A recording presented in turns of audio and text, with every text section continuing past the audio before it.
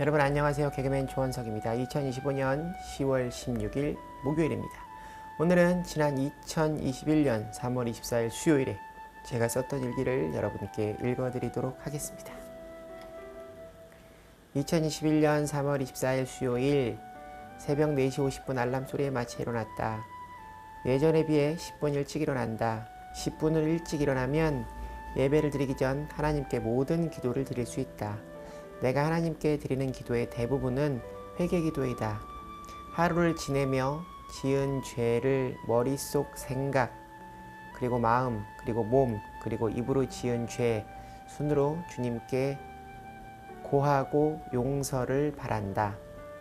그리고 그 죄의 씻김은 오직 예수님의 십자가 피로만 가능하다는 믿음으로 내 영과 육에 주님의 보혈을 덮어 내 죄를 씻어달라 기도한다. 보통 영과 육으로 나누어 이야기하지만 난 하나님을 만나고 나서 내 생각과 마음이 하나가 아닌 걸 알았다. 더 정확히는 다른 죄를 짓는다는 것을 알았다. 어쩔 때는 마음의 감정이 생각을 앞서 욱하고 죄를 짓고 마음이 죄 지었음을 깨닫게 하고, 또 어떤 때는 머리의 생각이 발전하여 마음으로 전달되어 마음과 머리가 하나 되어 더 깊은 죄를 짓게 하기도 한다. 또 어떤 때는 머리의 생각으로 지은 죄를 마음에 미안한 마음이 듬으로 잘못을 깨우치기도 한다. 그래서 난 머리와 마음을 더 정확히는 가슴, 머리와 가슴에 죄를 주님께 고하고 회개하지 않으면 너무나 힘들다. 믿을지 모르겠지만 내 기도를 하나님께서 듣고 계시는지 듣지 않으시는지가 느껴지고, 하나님과의 관계가 멀어지면 심장이 두근거리고 불안하고 초조하여 살 수가 없다. 난 오래전부터 늘 불안과 초조함, 우울증과 조울증을 오가며 살았다. 어쩌면 엄마가 나를 태중에 있을 때 엄마의 마음으로 시작된 거라 생각하며 살았다.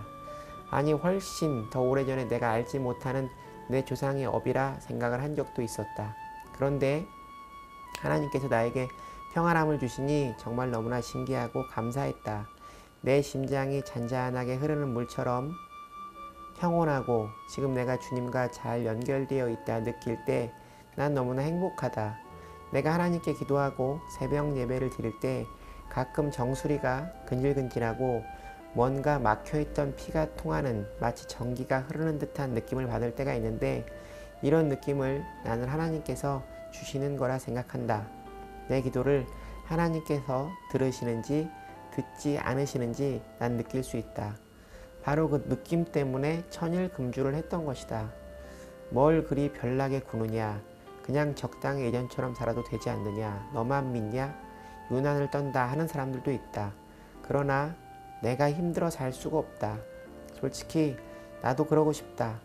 맥주도 한두 잔 하고 밤에 사람들과 어울리며 새벽 기도도 드리지 않고 주일 예배만 드리면서 정말 적당히 신앙생활을 하고 살고 싶다. 그런데 그게 안 된다. 그렇게 살려고 하면 심장이 두근거리고 불안해서 살 수가 없다. 아무 이유 없이, 정말 아무 일도 없이 그냥 불안하고 초조해진다. 심지어 누군가에게 쫓기는 것 같아 잠도 잘 못 잔다. 정말 학창시절 선생님께 체벌 순서를 기다릴 때의 불안과 초조함처럼 내 의지와 상관없이 마구 심장이 뛴다. 난 그래서 심장이 마음이라는 생각을 가지고 있다. 바로 나의 이런 마음이 구원의 확신과도 연결이 되어 있다. 오늘 죽으면 난 천국에 갈 것 같다. 그러나 늘 그렇지 않다. 입으로는 말해도 마음으로는 예수님께서 나를 구원해 주실까 하는 날도 있다.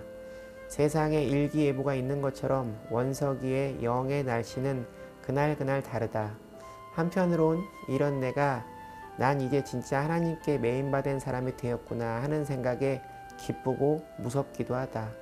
좋은 믿음의 동역자가 있었으면 좋겠다. 함께 기도하고 말씀을 읽으며 가정 예배를 드릴 수 있는 배우자가 있었으면 좋겠다. 오늘 조곤의 목사님께서 주신 하나님의 말씀은 요한복음 16장 1절부터 15절까지의 말씀이다. 예수님은 십자가 사건을 향해 가시고 계신다. 마가의 다락방에서 유언과도 같은 말씀을 주시고 계신다. 예수님을 믿는 자를 핍박하는 이유를 오늘 본문 3절 말씀에 기록하고 있다. 그들이 이런 일을 할 것은 아버지와 나를 알지 못함이라. 바로 영적 무지함 때문이다. 5절 6절 말씀, 지금 내가 나를 보내신 이에게로 가는데 너희 중에 나더러 어디로 가는지 묻는 자가 없고 도리어 내가 이 말을 함으로 너희 마음에 근심이 가득하였도다. 제자들은 예수님께서 십자가 부활 승천의 영광을 위해 떠나시는 이유를 알지 못했다. 제자들은 예수님의 십자가행을 자신들의 생각, 세상의 시선으로 걱정했다. 예수님께서 떠나시는 이유를 7절 말씀에 하시고 계신다. 그러나 내가 너희에게 실상을 말하노니 내가 떠나가는 것이 너희에게 유익이라.